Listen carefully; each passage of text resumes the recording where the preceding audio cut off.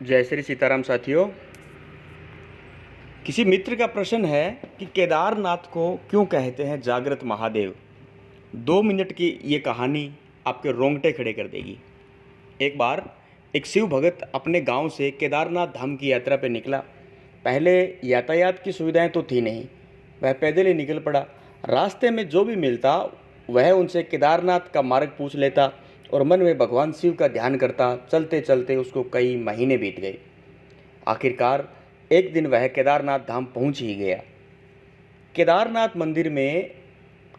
मंदिर के जो द्वार है वो 6 महीने खुलते हैं और 6 महीने बंद रहते हैं। वह उस समय पहुंचा जब मंदिर के द्वार बंद हो रहे थे। पंडित जी को उसने बताया कि वह बहुत दूर से महीनों की यात्रा करके आया है। पंडित जी से प्रार्थना की कि कृपा कर दरवाजे खोलकर प्रभु के दर्शन करवा दीजिए। लेकिन वहाँ का तो नियम है, एक बार बंद तो बंद, नियम तो नियम होता है। वह बहुत रोया, बहुत गिड़गिड़ाया, बार बार भगवान शिव को याद किया, बस प्रभु एक बार दर्शन करा दो। वह प्रार्थना कर रहा था सभी से, लेकिन किसी ने उसकी नहीं सुनी।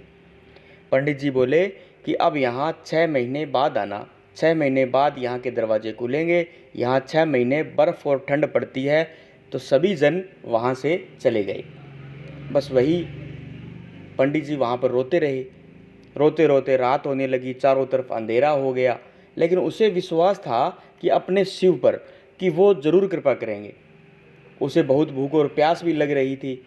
उसने किसी को आने की आहट सुनी। देखा तो एक सन्यासी बाबा उसकी ओर आ रहे थे। वह सन्यासी बाबा उसके पास आए, पास बैठ गए। पूछा, बेटा कहाँ से आए हो? तो उसने सारा हाल सुना दिया। बोला, मेरा आना यहाँ पर व्यर्थ हो गया। तो बाबा ने उसे समझाया, उसे खाना दिया। फिर बहुत देर तक उससे बातें करते रहे। बाबा को उस पर दया आ गई। तो वह बोले, बेटा मुझे लगता है सुबह मंदिर जरूर खुलेगा और तुम दर्शन जरूर करोगे। बातों बातों में उस भगत को न जाने कब नींद आ गई। सूर्य के मध्यम प्रकाश के साथ भगत की आंख खुली। उसने इधर उधर बाबा को देखा, किंतु वह बाबा उसे कहीं दिखाई नहीं दिए। इससे पहले कि वह कुछ सोच पाता, कुछ समझ पाता, उसने देखा पंडित जी आ रहे हैं और अपनी पूरी मंडली के साथ आ रहे हैं। उसने पंडित जी को प्रणाम किया। बोला, कल आपने तो कहा था कि मंदिर 6 महीने बाद खुलेगा और इसी बीच यहाँ कोई नहीं आएगा, लेकिन आप तो सुबह ही आ गए। पंडित जी ने उसे गौर से देखा, पहचानने की कोशिश की और पूछा, तुम तो वही हो जो मंदिर का द्वार बंद होने पे आए थे, जो मुझे मिले थे और 6 महीने होते ही वापस आ गए। उस आदमी ने आश्चर्य से कहा कि नहीं, मैं कहीं नहीं गया। कल ही तो आप मिले थे, रात में मैं यहीं सो गया, मैं कहीं नहीं गया। पंडित जी के आश्चर्य का ठिकाना नहीं था।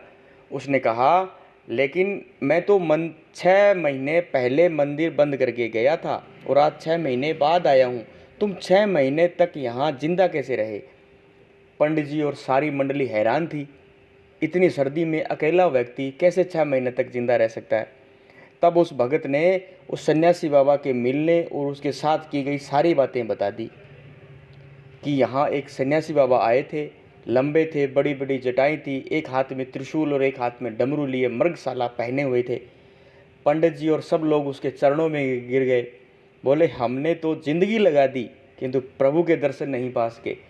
सच्चे भगत तो तुम हो, तुमने तो साक्षात भगवान शिव के दर्शन किए हैं। उन्होंने ही अपनी योग माया से तुम्हारे 6 महीने को एक रात में परिवर्तित कर दिया, कालखंड को छोटा कर दिया। यह सब तुम्हारे पवित्र मन, तुम्हारी श्रद्धा और विश्वास के कारण हुआ है। आपकी भक्ति को प्रणाम। जय श्री महाकाल। ऐसे ही महाकाल आप सब पर कृपा करें। जिन्होंने हमारे चैनल को सब्सक्राइब नहीं किया वो चैनल को सब्सक्राइब कर लें, बेल आइकन को दबाएं ताकि आने वाली ऐसी ही नवीन जानकारी आप तक सबसे पहले पहुंच सके। मिलते हैं नवीन जानकारी के साथ, तब तक जय श्री सीताराम, जय भोलेनाथ।